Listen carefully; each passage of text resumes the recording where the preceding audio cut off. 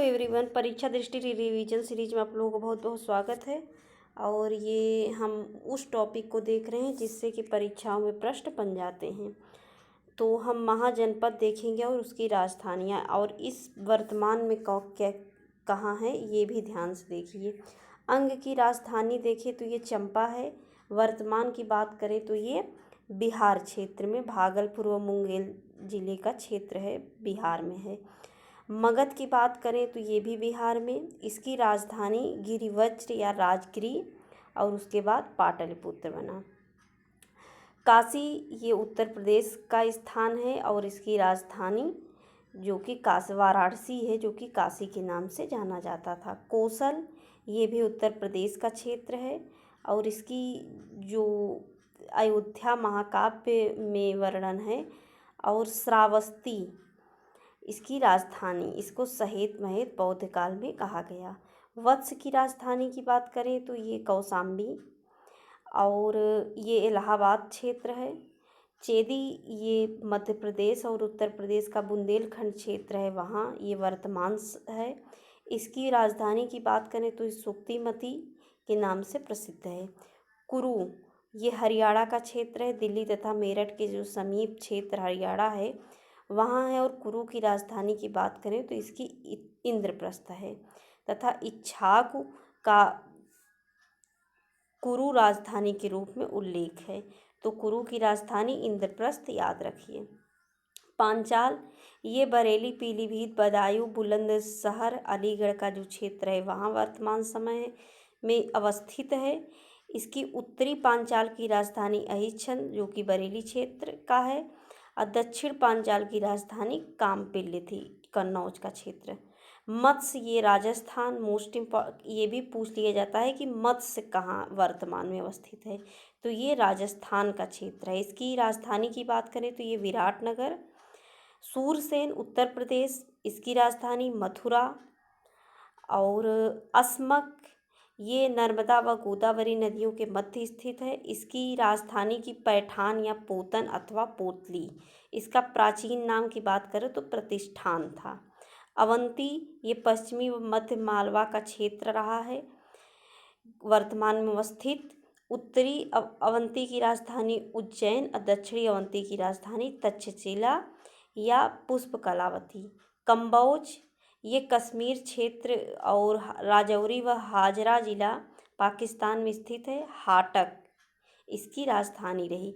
वज्जी ये बिहार तथा नेपाल में विस्तृत 8 राज्य जो थे वहाँ ये अवस्थित था और इसकी राजधानी वैशाली। मल्ल ये उत्तर प्रदेश में, इसकी राजधानी एक कुशीनगर और दूसरी पावापुरी थी। अगला हम देखेंगे सम्राट अशोक के जो नाम हैं तो किस अभिलेख या शिलालेख में कौन सा नाम है, इससे प्रश्न बन जाते हैं। अशोक नाम मस्की लघु शिलालेख में मिलता है। अशोक मौर्य मिलता है रुद्रदामन का जूनागढ़ अभिलेख। अशोक वर्धन मिलता है पुराण में।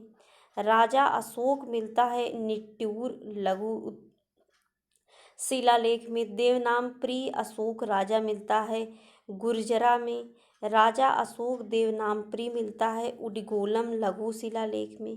प्रियदर्शी राजा मिलता है कांधार वृहत शिलालेख और दीपवंश और महावंश में।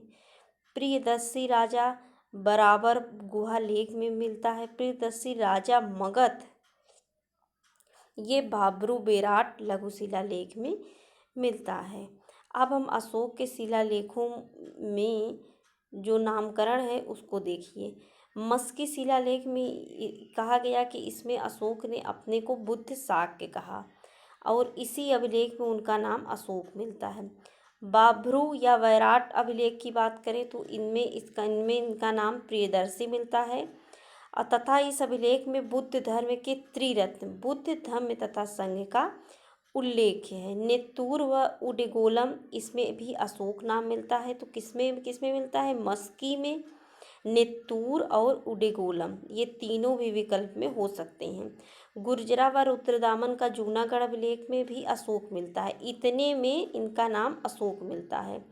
इरगुडी में क्या मिलता है? इस अभिलेख के लिखने की शैली तथा अन्य अभिलेखों के विपरीत बाएं से दाएं या दाएं से बाएं मिलता है। अगला हम ये देखेंगे कि अशोक के जो प्रमुख शिलालेख हैं वो है कहाँ, इससे भी प्रश्न बन जाते हैं। कालसी की बात करें तो उत्तराखंड के देहरादून जिले में है। गिरनार ये गुजरात के जूनागढ़ जिला में है। इर्रागुड्डी ये कर्नाटक में है, कर्नूल क्षेत्र जिले में। सोपारा ये महाराष्ट्र में है। जौगढ़ ये उड़ीसा में। धौली उड़ीसा में। साहबजादगढ़ी ये अफ़गानिस्तान में। मानसेहरा पाक अफ़गान सीमा में है। अगला हम बात करेंगे कि जो राज्याभिषेक के किस वर्ष क्या काम हुआ है, इसको देखना है। इससे भी प्रश्न बन जाते हैं कि राज्याभिषेक के कौन से वर्ष में कलिंग विजय हुई। कश्मीर व खोतान विजय 7वें वर्ष में हुआ। कलिंग विजय की बात करें तो 9वें वर्ष। बोध गया की प्रथम धर्म यात्रा 10वें वर्ष। प्रथम लघु शिलालेख प्रतिस्थापित हुआ 11वें वर्ष। सुदामा गुफा बनी 12वें वर्ष।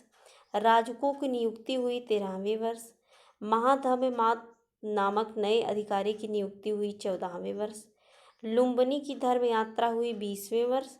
स्तंभ लेखों का प्रसारण हुआ 28वें वर्ष। अशोक की मृत्यु हुई 38वें वर्ष। अशोक की मृत्यु अपने राज्याभिषेक के 38वें वर्ष हुई है। अब हम देखेंगे वृहत जो स्तंभ लेख हैं, तो इसमें जो मुख्य बातें हैं उससे प्रश्न बन जाते हैं। मेरठ स्तंभ लेख की बात करें तो पहली चीज़ तो ये मेरठ में है। मेरठ में था, लेकिन फिरोज शाह तुगलक जो था उसे दिल्ली ले आया, और उसके बाद फर्रुखसियत के शासनकाल में बारूद खाने में विस्फोट के कारण ये खंडित हो गया, और 1867 में ये पुनर्स्थापित किया गया। तो ये प्रश्न बन जाता है कि कौन लाया था, तो फिरोज शाह तुगलक लाया था। टोपरा स्तंभ लेख की बात करें तो हरियाणा में था, इसे भी दिल्ली ले आया फिरोज शाह तुगलक। प्रयाग स्तंभ लेख की बात करें तो ये कौशाम्बी जो इलाहाबाद क्षेत्र है वहाँ बाद में अकबर द्वारा इलाहाबाद किले में लाया गया। और अशोक द्वारा उत्कीर्ण यह स्तंभ लेख कौशाम्बी के महामात्यों के नाम के आदेश के रूप में है, और इसमें चेतावनी दी गई है।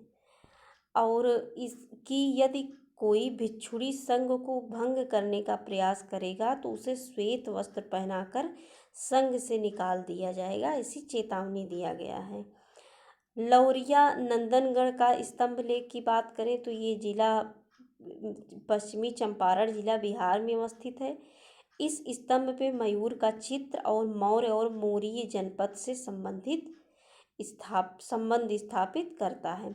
लौरिया अरेराज स्तंभ लेख की बात करें तो ये भी चंपारण जिला बिहार में अवस्थित है। रामपुरवा यहाँ से 2 स्तंभ लेख मिलते हैं। एक स्तंभ लेख युक्त है, और एक है कि जिसमें लेख नहीं है, लेख विहीन है। लेख युक्त स्तंभ के शीर्ष पर क्या है कि सिंह की आकृति, जो कि वर्तमान में राष्ट्रपति भवन में रखी गई है। तो ये फैक्ट याद रखिएगा। और जो लेख विहीन स्तंभ के शीर्ष पर वृषभ की आकृति उत्कीर्ण की गई है, यह एक ऐसा स्तंभ लेख है जिसके शीर्ष पर वृषभ बना हुआ है। अब हम देखेंगे जो मुद्राओं के नाम हैं, जैसे कासारपड़ या पड़ या धरण, ये चांदी व तांबे से निर्मित जो मुद्रा होती थी उसको कहा जाता था। सुवर्ण नाम से ही लगता है यह सोने से बना था।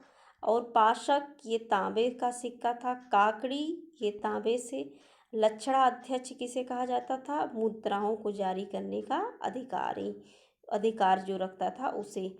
रूप दर्शक मुद्राओं का परीक्षण करने वाला अधिकारी।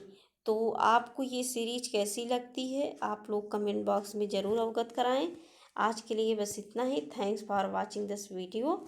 और आप लोग अपना ध्यान रखिए, पढ़ाई करते रहिए।